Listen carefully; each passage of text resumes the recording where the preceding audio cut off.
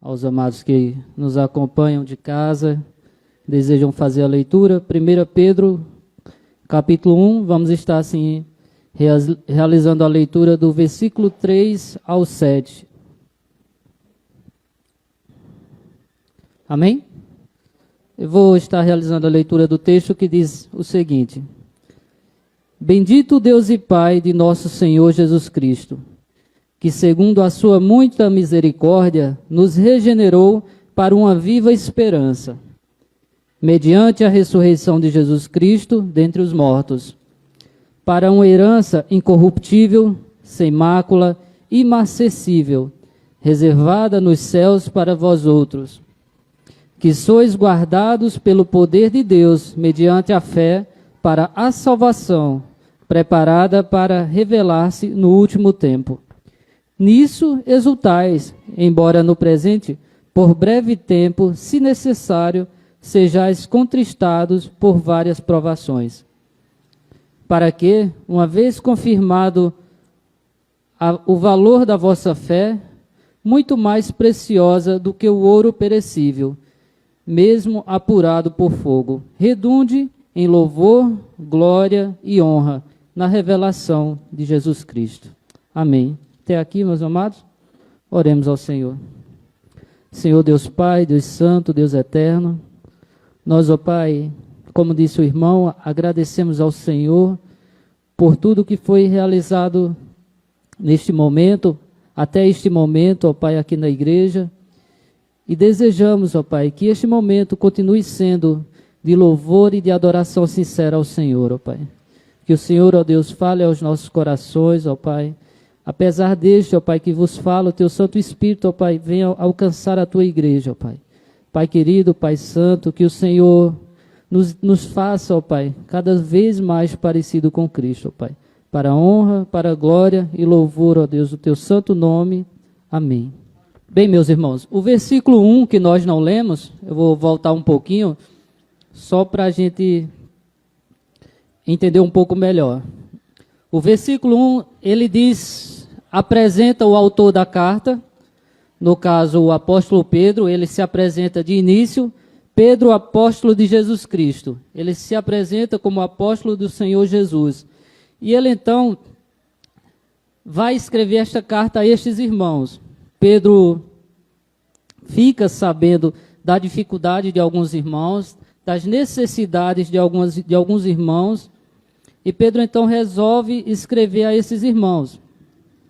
E os destinatários dessa carta, eles se encontram na região de Ponto, né, Galácia, Capadócia, Ásia e Bitínia. Ou seja, são irmãos que se converteram ao cristianismo e agora estão passando por uma série de dificuldades, perseguições, melhor dizendo. Eles agora estão sendo perseguidos, estão sofrendo aflições, e o apóstolo Pedro, ele escreve para esses irmãos para tranquilizá-los.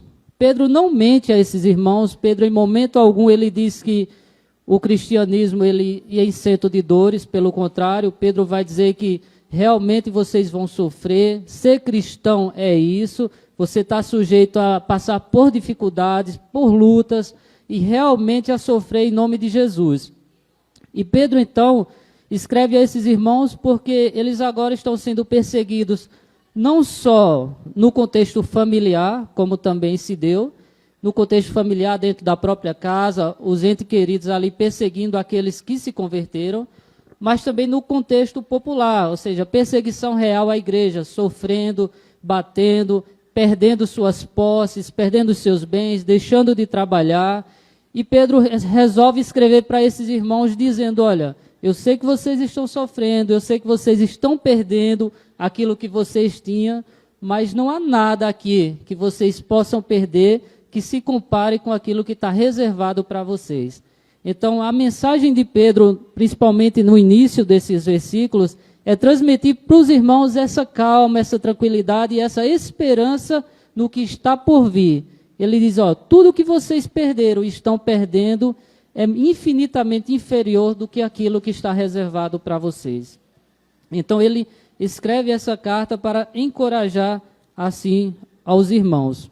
E é notório que nós, assim como aqueles irmãos do passado, assim como aqueles irmãos de toda aquela região, também estamos e passamos por dias difíceis, por dias de lutas, por dias de aflições, doenças, mortes, crise política, crise financeira nas mais diversas, fome, miséria e até agora, mais recentemente, um conflito armado aí que tem colocado medo no mundo, né? E essa mensagem de Pedro, ela é muito viva para nós no dia de hoje. Porque Pedro, em sua primeira epístola, como acabamos de ler, ele escreve para esses irmãos que também estão sofrendo essas dificuldades. Há irmãos que estão vivendo essas lutas, que estão sofrendo severa perseguição, que estão tendo a sua vida ceifada por aqueles que se levantaram como inimigos da igreja, naquele período e naquela região. Irmãos que foram forasteiros na região de Ponto, Galácia, Capadócia, Ásia e Bitínia, como nós acabamos de ler. E algo que nós podemos destacar é que na vida cristã, há momentos que a vida vai se apresentar feia, carrancuda, como alguns pastores costumam dizer, nós vamos olhar para ela e não vamos achar motivo de alegria. Ou seja, há momentos que a vida ela vai se apresentar dessa forma para nós. E Pedro, então, ele quer dizer que por mais que a vida esteja dessa forma, ele quer trazer para o povo de Deus, quer trazer para o coração daquele povo que há algo maior reservado para eles, que há algo que eles devem se alegrar, que é algo que eles devem buscar mais. E essa chama disso que ele quer trazer ao coração daqueles irmãos. Ou seja, que há algo guardado para eles, em que eles devem se alegrar, e nós também, que é a salvação da nossa alma, que é a salvação da alma daqueles irmãos, que vinham perdendo muitas coisas, assim como hoje pessoas perdem, nossos irmãos estão perdendo, mas há algo garantido para todos nós, que é a salvação da nossa alma. E meditando nesse texto, então, nós vamos encontrar alguns pontos acerca da salvação, bem enfatizados aqui por Pedro, para meditarmos um pouco. Primeiro, a fonte da salvação, a recompensa da salvação, a segurança da salvação e a alegria da salvação. Esses 4 pontos nós vamos encontrar aqui no texto que nós acabamos de ler. O versículo 3, olha aí para a sua Bíblia, diz assim: Bendito o Deus e Pai de nosso Senhor Jesus Cristo, que segundo a sua muita misericórdia nos regenerou para uma viva esperança, mediante a ressurreição de Jesus Cristo dentre os mortos. Em um tempo de extrema perseguição, sofrimento, dor, Pedro vai escrever essa carta. Só que Pedro ele não começa relatando o sofrimento dos irmãos. Ele não diz, olha, eu sei que vocês estão passando por isso, eu sei que vocês estão sofrendo isso, eu sei que vocês perderam aquilo. Não, ele inicia assim, ó. Bendito Deus e Pai de nosso Senhor Jesus Cristo. No tempo de luta, no tempo de dor, Pedro começa a escrever aquela carta fazendo uma doxologia a Deus. Ou seja, ele não inicia falando das nossas necessidades, falando das necessidades humanas. Ele inicia dando a Deus os louvores que Deus merece em meio às nossas aflições. E ele começa louvando a Deus. Bendito o Deus e Pai do nosso Senhor Jesus Cristo. E aqui Pedro nos apresenta o nosso primeiro ponto, que é a fonte da nossa salvação. Pedro começa louvando a Deus por sua salvação. Ele entende que a salvação é uma obra exclusiva de Deus. Sendo assim, ele deve ser exaltado, glorificado por nós, por todo o tempo. E aqui de cara nós aprendemos, meus irmãos, que antes de nós apresentarmos diante de Deus as nossas lutas, as nossas dores, as nossas lágrimas, que são sinceras, as nossas perdas neste mundo, nós devemos levantar os nossos olhos ao céu, assim como Pedro, e exaltar aquele que nos amou, que nos escolheu e em seu plano perfeito nos salvou, providenciando todas as coisas para a nossa salvação. Devemos agir como Pedro assim agiu. Quando nós exaltamos a Deus por quem Ele era e por aquilo que Ele tem feito por nós, sentimos-nos fortalecidos para enfrentar as nossas leves e momentâneas lutas, como diz 2 Coríntios 4,17. Ou seja, nós devemos nos alegrarmos em Deus, que é a fonte da nossa salvação, rendermos louvores a Ele. E essa salvação planejada lá na eternidade, na mente e no coração de Deus, realizada no seu tempo para uma recompensa futura. Ou seja, Deus nos salvou, estamos passando por esse momento aqui, mas sabemos que temos uma recompensa futura. E aqui é onde nós encontramos o segundo ponto para meditarmos. Você pode observar aí o verso 4, que diz assim: para uma herança incorruptível, sem mácula, imarcessível, reservada nos céus para vós outros. Ou seja, nós, os eleitos de Deus, remidos pelo sangue de Cristo, santificados pelo Espírito e regenerados para uma viva esperança, temos a promessa de uma herança gloriosa. E quais são as características dessa herança que está reservada para nós nos céus, para nós os salvos? A primeira característica é, esta herança ela é incorruptível, nos dando a entender que a recompensa desta herança que está reservada para mim e para você é algo que não perece, é algo que não apodrece, é algo que não se deteriora, é algo que não estraga, é algo que ninguém pode violar.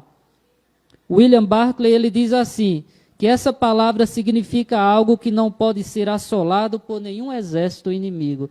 É essa herança que está guardada para mim e para você. E sabe por quê? Porque essa herança entesourada para nós não depende dos nossos esforços. Por isso que há uma certeza. E quando eu meditava nesse texto para trazer para nós essa noite, eu lembrei do hino do nosso inário, o hino 105 do nosso inário, que é a certeza do crente. Isso porque o refrão diz assim: mas eu sei em quem tenho crido, e estou bem certo que é poderoso. Guardará, pois, o meu tesouro até o dia final. É Cristo que tem guardado essa herança para cada um de nós.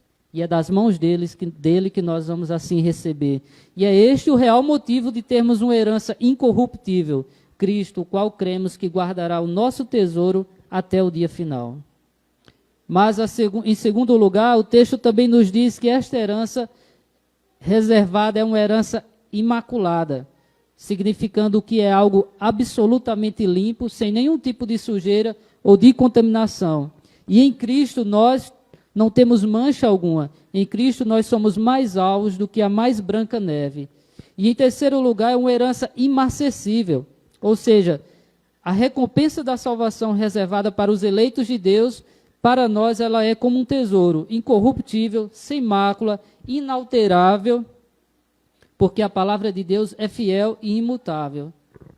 Ou seja, meus irmãos, mas ainda o apóstolo Pedro quer trazer a mente ao coração da igreja para buscarem esperança e alegria na fonte da salvação. Recompensa da salvação para os eleitos, mas também a certeza e na segurança da salvação. E aqui nós vamos ao nosso terceiro ponto, a segurança da salvação. Essa salvação que nós cremos, que segurança nós temos nela? O versículo 5 diz assim: sois guardados pelo poder de Deus, mediante a fé, para a salvação, preparada para revelar-se no último tempo.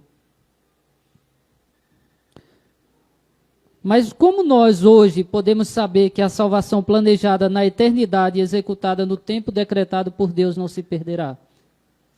Como nós temos essa certeza que acordamos salvos e não vamos dormir no inferno, dependendo do que acontecer no decorrer do dia? Que segurança é essa que há no coração do crente? Como ter certeza, então, que essa salvação planejada pelo Deus Pai, executada pelo Deus Filho e aplicada pelo Deus Espírito Santo, ela é segura? Como confiarmos que nós possuímos essa salvação de forma definitiva? Que garantia temos de que aqueles que foram salvos permanecerão salvos para sempre? Nós vemos irmãos lutando constantemente no que diz respeito a isso. Ora estão salvos, ora não estão salvos. O apóstolo Pedro ele nos dá essa resposta com bastante clareza. E nós vamos ver 3 pontos importantes aqui. A nossa salvação ela é garantida pelo próprio Deus. Observe aí o versículo 5, a parte A diz assim: que sois guardados pelo poder de Deus. E aqui muito bonito isso, a palavra guardar, do grego, ela tem o sentido de sentinela. Ou seja, significando que a nossa vida ela é protegida e guardada por Deus. Deus é o sentinela da minha e da sua vida. Não aquele sentinela que vai dar um plantão, passa uma noite de vigília ali e vai embora, não. Deus é o sentinela da minha vida e da sua vida todos os dias das nossas vidas. Deus está cuidando de mim e de você constantemente. Logo, a segurança da nossa salvação, ela não está nas nossas frágeis e falhas mãos. Se não ora, estaríamos salvos, como disse, e outrora não. Mas a segurança da nossa salvação, meus irmãos, ela repousa sobre o poder de Deus e nada nem ninguém pode assim nos arrancar dos braços de Jesus. Como está escrito lá em Romanos 8:35, texto que nós conhecemos bem, diz assim: quem nos separará do amor de Cristo? Será tribulação, angústia, perseguição, fome, nudez, perigo, espada? Ou seja, nada pode nos afastar do amor de Deus que está em Cristo Jesus. Logo, uma vez salvos, salvos para sempre. Essa é a segurança que nós temos. E em segundo lugar, a segurança da nossa salvação, ela é apropriada mediante a fé. Como diz o versículo 5, parte B, que sois guardados pelo poder de Deus mediante a fé. Logo, a fé não é a causa da nossa salvação, mas é o instrumento pelo qual nós nos apropriamos da salvação. Ou seja, a salvação é totalmente de Deus, né? Ele nos concede a fé para crermos que nele temos a salvação. Como está escrito em Hebreus 11:6, diz assim: de fato, sem fé é impossível agradar a Deus, porquanto é necessário que aquele que se aproxima de Deus creia que ele existe. Logo, como diz um determinado pastor, a fé é a mão que se estende para receber a salvação, ou seja, caminha junto. E em terceiro lugar, é que a consumação da nossa salvação, ela se dará na segunda vinda de Cristo. Você pode observar no versículo 5, parte C, diz assim: para a salvação preparada para revelar-se no último tempo. Logo, nós entendemos que a salvação foi preparada para nós por Deus e conquistada por Cristo por meio de sua obra expiatória, e logo será revelada de uma só vez no tempo de Deus. Ou seja, nós cremos que Deus já nos salvou, mas ela ainda se revelará de maneira plena para que todos possam ver. Mas enquanto isso não acontece, Pedro busca encorajar os irmãos do passado, como também a nós, a buscarmos em Deus a segurança da nossa salvação. Ele diz: vocês estão sofrendo, vocês estão perdendo, vocês estão morrendo, mas creiam que em Deus vocês têm salvação, não amanhã, mas hoje. E nós cremos que quando nós olhamos o contexto da salvação, ela se divide em três, né? A justificação, santificação e a glorificação. E no que diz respeito à justificação, nós cremos que hoje nós somos justificados, porque Cristo morreu pelos nossos pecados. Logo, o pecado não mais nos condena, ou seja, somos salvos. Na santificação, nós estamos sendo salvos todos os dias. Por quê? Porque no que diz respeito à santificação, nós temos que lutar contra o pecado todo dia. Mas só que o pecado não mais reina em nós. Ou seja, somos salvos também. E a glorificação, no que diz respeito à glorificação, nós seremos salvos da presença do pecado na glorificação. Logo, o pecado não mais existirá. Amém? Só que, entretanto, enquanto esse tempo de maneira cronológica não fecha, devemos crer e ter a certeza de que agora temos o selo do Espírito e o penhor do Espírito, que é a nossa garantia de que aquele que começou a boa obra, tanto naqueles irmãos do passado como em nós, há de completá-la até o dia final. E aqui o nosso quarto ponto, que é o que dá o tema à nossa mensagem, é a alegria da salvação. Pedro diz: olha, vocês sofrem amargamente, vocês estão vivendo algo que vocês não conheciam, vocês estão sofrendo pelo amor de Cristo, mas eu quero que vocês se alegrem, eu vou dar algo para vocês se alegrar. E ele então disse: olha, nisso exultais, versículo 6, embora no presente, por breve tempo, se necessário, sejais contristados por várias provações. O verso 6, nós podemos notar o apóstolo Pedro suplicando aos irmãos: nisso exultais, alegrem-se nisso. Mas nisso o quê? Em tudo que nós já vimos até aqui, alegrem-se porque Deus é a fonte da sua salvação. Alegre-se. Alegre-se porque aqui você pode sofrer os piores infortúnios, mas há a recompensa da salvação reservada para você. Alegre-se porque mesmo que aqui você perca tudo, até mesmo a vida, em Cristo, a segurança e certeza da salvação para você. E ele então tenta encorajar assim aos irmãos, como também a nós.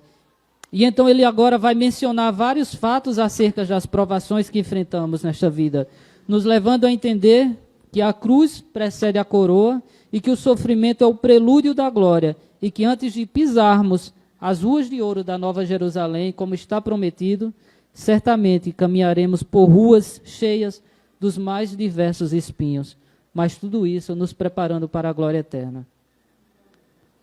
E ele, a partir daí, vai discorrer acerca das muitas provações e quais lições tirar em meio a elas. Ele ensina aos irmãos e a nós que as provações, elas são pedagógicas. Versículo 6 diz assim: nisso exultais, embora no presente, por breve tempo, se necessário sejais contristados por várias provações. E aqui a expressão se necessário indica que há ocasiões especiais em que Deus sabe que precisamos passar por provações. E o salmista, ele relata isso no Salmo 119, versículo 67. Ou seja, há provações que nós precisamos passar, nem que seja para a nossa própria disciplina. Ele diz assim, Salmo 119, 67. Antes de me castigares, eu andava errado, mas agora obedeço a tua palavra. Ou seja, o agir de Deus de maneira mais severa, de maneira amorosa, de maneira paterna, em castigar, trouxe ao seu caminho de obediência aquele que disse que outrora estava andando de maneira desviada, de maneira que não agradava ao Senhor. Outrora as provações também se levantam para o nosso próprio crescimento espiritual. Nós encontramos isso lá em 2 Coríntios, capítulo 12, versos de 1 a 9. Após Paulo receber a visão do céu, como ele diz, ele diz: para que eu não me ensoberbecesse, o Senhor colocou em mim um espinho. E ele dizia: eu orava para que o Senhor tirasse de mim. E eu orei para que o Senhor tirasse de mim. Porque realmente estava incomodando a Paulo, estava afligindo a Paulo.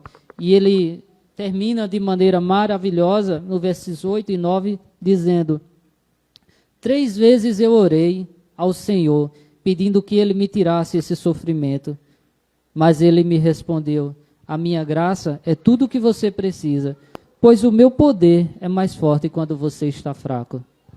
E então, isso, meus irmãos, mostra que as provações que os crentes passam, elas vêm das mãos de Deus, a fim de fortalecer a sua fé.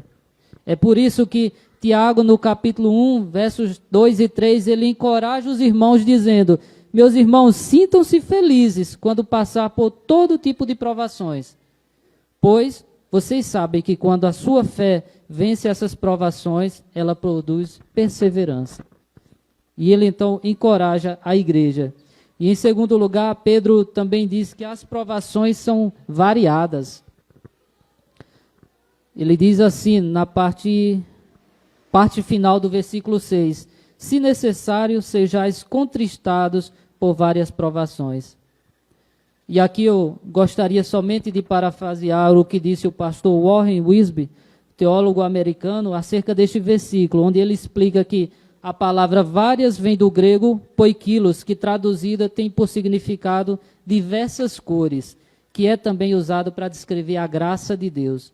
Aí ele então vai explicar da seguinte forma, onde ele diz que nossos problemas e contratempos, eles podem ser multicoloridos, ou seja, nossos problemas e contratempos, eles podem ser os mais variados possíveis, mas a graça de Deus, ela alcança todas elas, alcança todos eles, né? Não há cor na situação humana que a graça de Deus não seja capaz de enfrentar. Não importa o que a vida esteja fazendo de nós, na graça de Deus nós encontramos força para enfrentar essa situação e vencê-la. E ele então conclui: há uma graça para enfrentar cada prova e não há prova que não tenha a sua graça. Ou seja, Deus controla e é soberano sobre todas as coisas. E em terceiro lugar, ele também anima os irmãos quando ele diz que as provações são passageiras. Ainda no finalzinho do verso 6, ele diz: por breve tempo. No meio. Nisso exultais, embora no presente, por breve tempo. Ele vai dizer que por breve tempo os irmãos podem passar por aflições. E todos nós sabemos que no nosso contexto, todos nós em um determinado momento vamos enfrentar provações, situações nas mais diversas áreas, seja financeira, espiritual, saúde. As mais diversas lutas podem se levantar. E é certo que as provações se levantarão, que surgirão, mas o reverendo Wisber também diz que quando Deus permite que seus filhos passem pela fornalha, ele mantém os olhos no relógio e a mão no termostato. Ou seja, Deus permite que o crente sofra, mas ele não tira o olho sequer da vida do crente. Ele não tira o olho um momento sequer daquele que está em sofrimento. Ele está com o olho no sofrimento, ou seja, na fornalha, mas está com a mão no botão para desligar, significando que o crente, o cristão, não vai sofrer um minuto sequer a mais daquilo que está na mão e no comando e na vontade soberana de Deus. Ou seja, Deus está atento ao nosso sofrimento, ao sofrimento do seu povo, e a provação não passará um minuto a mais daquilo que você possa suportar. Afinal, tudo tem o seu tempo e o seu propósito, como está em Eclesiastes. E em quarto e último lugar, Pedro continua encorajando os irmãos, mostrando que as provações são proveitosas, como também são um preparo para a glória futura. E no versículo 7, você pode abrir no versículo 7, ele diz assim: para que uma vez confirmado o valor da vossa fé, muito mais preciosa do que o ouro perecível, mesmo apurado por fogo, redunde em louvor e glória, honra na revelação de Jesus Cristo. Ele diz: olha, vocês vão sofrer, podem sofrer, e ele compara a igreja com o ouro, com o ourives. Ele traz ali essa comparação, né? E que todo esse sofrimento, no fim, na volta de Jesus, vai redundar em louvor e glória para ele. E ele traz essa comparação, ele diz: olha, é como o ourives que pega ali o cadinho, né, onde ele coloca o ouro, e ele põe no fogo, e ele deixa queimar, e isso não prejudica em nada o ouro, mas só que ele vai depurando o ouro, tirando aquilo de tudo que é ruim do ouro, tudo aquilo que não faz parte do ouro, né? E isso não afeta o ouro, mas em compensação, no final ele destaca tudo aquilo que tem valor, que é autêntico e que pertence ao ouro. E aí alguém já disse que o ourives deixa o metal derreter até ser capaz de ver o seu rosto refletindo nele. Desta forma, aqui nós entendemos que o Senhor também pode manter o cristão na fornalha, no sofrimento, até refletirmos a glória e a beleza de Jesus em nossas vidas. E por fim, Pedro enfatiza também que as provações enfrentadas hoje são um preparo para a glória futura. Isso porque a glória da nossa salvação se tornará plena na segunda vinda de Cristo. Agora, a nossa fé, ela é testada da mesma forma que o ouro depurado, como acabei de falar, como acabamos de ouvir, para que a manifestação gloriosa de Cristo em sua segunda vinda, pela qual passaram os eleitos, redunde em louvor, honra e glória ao Senhor. Isso porque o ouro, embora ele seja valiosíssimo, é também perecível. Já a fé provada em comparação ao ouro, depois de depurado os dois, a fé ela é muito mais preciosa e muito mais valiosa. Ela se sobressai em valor. Isso porque, meus irmãos, porque o ouro, além de não durar eternamente, sempre pode ser roubado e perdido. A fé, por outro lado, garante acesso a uma herança essa, como vimos, incorruptível, imaculada e imarcessível, conquistada, guardada e preservada por Cristo, que é a salvação da minha e da sua alma. E para concluir, nós vimos que no passado Deus ressuscitou Cristo e regenerou os eleitos e colocou diante deles um futuro glorioso. E no presente ele nos guarda mediante a fé que temos nele. Por isso, mesmo em meio às lutas, incertezas, medos, crises que se levantam e possam se levantar ainda mais, sejam internas ou externas, nós venhamos sempre olhar para o alto, glorificar a Deus, porque Ele é a fonte da nossa salvação, porque nele temos a recompensa da nossa salvação, a segurança da nossa salvação, e mesmo que percamos tudo aqui, nele nós ainda temos a alegria da nossa salvação. Amém? Que Deus nos guarde e que venhamos nos alegrar nessa dádiva, nesse presente que Ele nos concedeu e que custou a vida do seu Filho. Que Deus nos abençoe, meus